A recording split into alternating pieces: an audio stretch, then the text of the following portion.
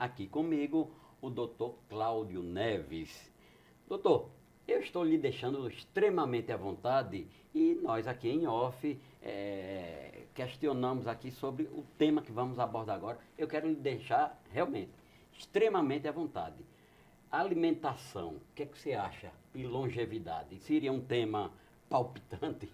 Muito. Muito. É essencial. Não, a gente não consegue viver sem a água, sem um bom sono e sem se alimentar. Então essas três coisas têm que estar em equilíbrio. E aí falar sobre alimentação e longevidade é maravilhoso. Maravilhoso, principalmente para você, né, que você lida no seu dia a dia com isso. Inclusive, uma coisa que desperta sempre curiosidade nas pessoas, principalmente aquelas pessoas que têm a preocupação com a sua alimentação diária. Eu, por exemplo, eu gosto de consumir o ovo de galinha caipira, de capoeira, né? E geralmente eu deixei de estrelar o óleo de canola ou canola, óleo de soja. Eu não uso esse tipo de óleo, não entra em minha casa em hipótese alguma. Entra o açafrão, entra o azeite de oliva, extra virgem, entra também e diversos outros, né? Até a manteiga do interior, a manteiga de garrafa. Quando eu quero mudar um pouco, eu às vezes espremo uma cebola, corto uma cebola, pego aquele espremedor de limão e extraio o sumo da cebola, estrelo o ovo ali. Eu gosto mais do ovo estrelado que o ovo cozido, se bem que ele é mais saudável até o cozido, né? Mas vamos desmistificar aí algumas questões que as pessoas, os nossos telespectadores, têm uma preocupação muito grande. Fale sobre isso aí. Vamos falar. Antes de mais nada, é bom esclarecer, peço a licença a você, que se for ficar à vontade, que nos estudos sobre longevidade, poucos trabalhos estão firmados como verdade. Um deles é que, em relação aos seres vivos, os seres vivos, nós sabemos, esse estudo existe com vários, com camundongos, com coelhos, que a restrição calórica, ou seja, comer a necessidade calórica diária, né, é essencial para maior tempo de vida. Então, quanto menos caloria eu como, mais tempo eu vivo. Né? Eu tenho que comer o suficiente para atender minhas necessidades metabólicas, evitar os excessos. Isso é um importante. Então, não adianta dizer isso é saudável e comer demais e ter excesso de caloria, por mais que o alimento pareça ser saudável. Isso não é o ideal. Em relação à forma de como comer, né, temos que esclarecer o seguinte, a questão do ovo. O ovo hoje já saiu matérias recentes mostrando que a mulher mais longeva do mundo atual, com 117 anos, salvo engano a inglesa, ela come vários ovos por dia, inclusive com uma particularidade, ele não é frito com gordura alguma, ela come o ovo na sua forma natura, crua, né? E aí nós temos que esclarecer mais uma... Ela quebra o ovo e engole? Isso, ela come, então o que é que acontece? Essa é uma particularidade. Foi mostrado, tem um trabalho apresentado, se vocês colocarem vão achar, deve estar na internet, isso é fácil de achar, mas a questão é o seguinte, o ovo ele é um alimento ideal, perfeito, né? O macaco nas árvores ele se alimenta de frutas e uma das fontes de proteína do macaco são os ovos que ele come in natura nos ninhos dos pássaros, né? Temos que lembrar isso, então o ovo realmente é um alimento completo, ele tem todos os aminoácidos essenciais, tudo que o organismo precisa, que não produz e que é essencial para a metabolização, produção dos hormônios, aí é o processo imunológico, para a prevenção de câncer e deixar o organismo saudável, né? Você tem no ovo. O ovo tem cálcio, o ovo tem zinco, tem magnésio, o ovo tem os aminoácidos, como eu falei, essenciais. O ovo é completo. Só que detalhe, ele tem esse valor nutricional, não pode ser prejudicado. Aí as pessoas pecam porque elas acabam sem saber por modismo. Temos que acabar aqui com o modismo. É importante você colocar a oportunidade. Fique atento, o telespectador, porque o modismo sem fundamento científico tem prejudicado as pessoas. E a gente tem observado isso no consultório. As pessoas têm aprendido a preparar o ovo de forma inadequada. Vocês vão entender o seguinte, uma das coisas que mais aceleram o processo de envelhecimento, depois do cigarro, veja só, o cigarro acelera o processo de envelhecimento porque é uma fonte rica em radicais livres. Aí você tem, depois dele, a fonte alimentar mais rica em radicais livres e que acelera o processo de envelhecimento são as frituras. Por quê? Porque no processo de fritura você tem um processo metabólico grande, processo químico intenso, com muito calor e uma produção de radicais livres excessiva. E isso independe do óleo. Você pode usar o óleo do rei, o óleo maravilhoso, o óleo divino, não tem para onde. O que é que acontece? Você vai ter, a princípio, já para saber, qualquer fritura com qualquer óleo tem excesso de radicais livres. Isso difere do ovo cozido, você colocou ele dentro da água, ele vai ter menos oxigênio, menos reações oxidativas, está protegida, diferente do ovo frito, com calor excessivo, né? E você vai ter esse ovo mais saudável com a preservação dos nutrientes, que o ovo frito tem outro problema.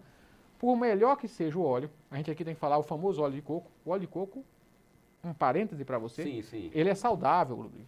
certo? Ele tem nutrientes, né? Mas esse óleo, se você toma ele em quantidade excessiva, pode trazer problemas gastrointestinais, irritar a mucosa, aquela lipossolúvel, e você pode tirar as defesas do trato gastrointestinal. Então o óleo é nutritivo, mas você não precisa exagerar, a quantidade que deve ser utilizada é pequena e expressivamente cru. Se você utiliza ele para fritar, você vai prejudicar, vai perder os nutrientes. O que é que acontece? Esse calor excessivo levado pelo óleo na hora que frita um ovo, ele vai tirar os aminoácidos essenciais, vai destruir as proteínas, vai tirar o valor, o valoroso valor nutritivo que é a questão do ovo, que o ovo tem. Então a gente tem que poupar esse valor. Então evitar fritar o ovo, porque você vai estar destruindo o valor nutricional do ovo. Esse é um princípio. Então a gente tem que pôr melhor que seja o ovo. E aí, não sei se você ia falar, não sei se pode ficar à vontade, sim, né? Sim, pois não. Posso ficar à vontade, falar um pouco a mais. Tem outro modismo hoje crescendo, e a gente já observa figuras até, a questão de utilizar a banha de porco. Bom, do mesmo jeito como qualquer óleo, vai trazer a produção excessiva de radicais livres, vai destruir o valor nutricional do alimento, seja do ovo, da carne, do peixe, se for fritar qualquer alimento. E a banha de porco, aí eu vejo o pessoal e assisto, o pessoal mostrando para mim, os pacientes no YouTube, o doutor falou isso, passa, e é comum hoje compartilhar e a gente assistir, e algumas pessoas falando, e aqueles compartilhamentos com milhares de visualizações, isso é preocupante, é de utilidade pública a gente falar isso aqui para vocês hoje. Então, o pessoal estimulando a banha de porco e comparando, meu avô utilizava e vivia muito, minha avó, e faz aquela imagem romântica que a banha de porco utilizada pelo avô, pela avó, fazia com que eles fossem longevos e saudáveis. Primeiro ponto, vamos para a primeira verdade. As pessoas estão vivendo mais hoje, a longevidade aumentou agora, né? Uma ou outra pessoa, casualmente, conseguiu viver mais, né?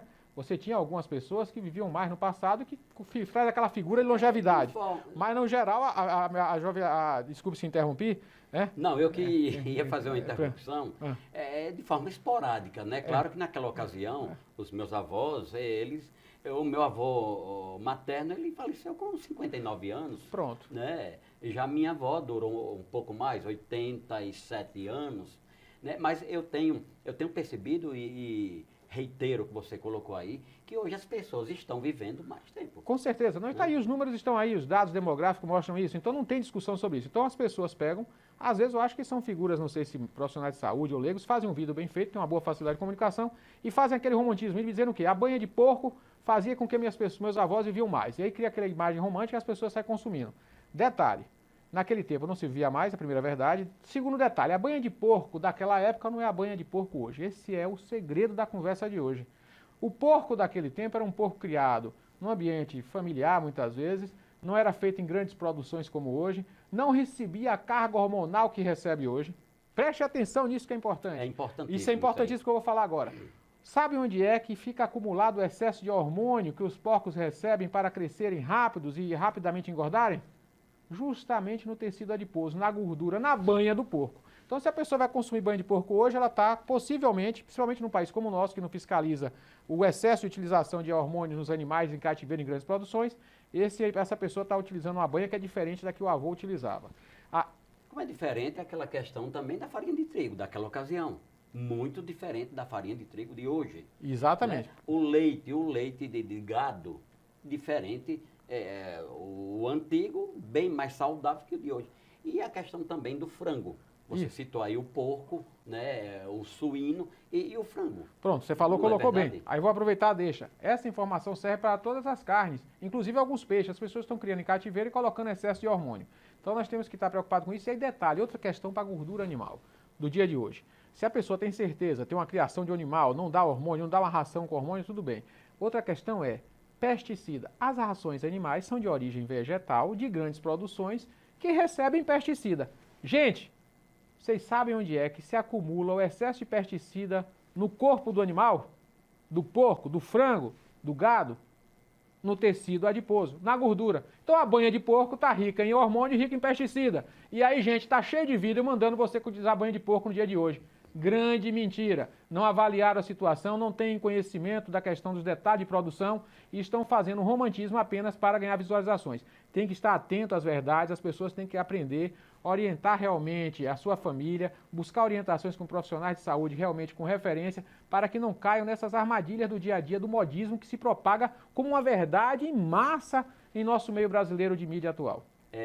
O cloreto de magnésio, o senhor recomenda?